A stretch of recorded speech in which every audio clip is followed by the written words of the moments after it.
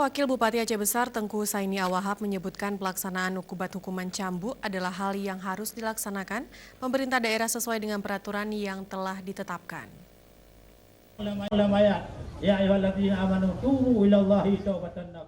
Demikian ditegaskan Wakil Bupati Aceh Besar Tengku Saini Awahab saat menyaksikan pelaksanaan ukubat cambuk di Masjid Al-Faizin, Kecamatan Darul Imarah, Aceh Besar, Jumat.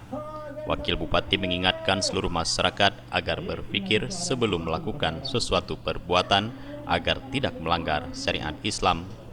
Perbuatan seperti zina, minum minuman keras dan judi adalah perbuatan terlarang yang hukumnya telah diatur dalam agama.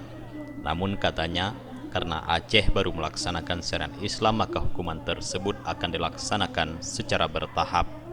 Walid juga berpesan agar setiap warga menjaga diri sendiri dan anggota keluarga, baik lingkungan pergaulan di tempat kerja, sekolah hingga pengawasan dalam penggunaan handphone, khususnya bagi anak-anak dan remaja yang tidak mengakses konten negatif pornografi dan asusila yang dapat mendorong perbuatan melanggar syariat. Lagi mengimbau, jagalah anaknya, anak itu amanah Allah, jagalah suaminya, karena itu memang bertanggung jawab, jagalah istrinya sebagai yang telah dititipkan jodoh pada kita, supaya aman rumah tangga, aman saudara, aman semua, sehingga tidak terjadi hal-hal yang tidak kita inginkan di tengah keluarga. Ini yang kita harapkan. Mudah-mudahan Aceh Besar jadi baldatun taibat.